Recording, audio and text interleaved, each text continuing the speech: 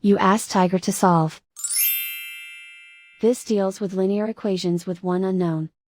The final result is A equals 2. Let's solve it step by step. Group all constants on the right side of the equation.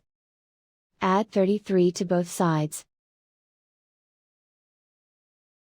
Simplify the arithmetic.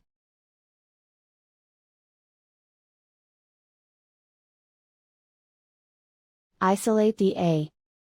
Divide both sides by 17. Simplify the fraction. Find the greatest common factor of the numerator and denominator.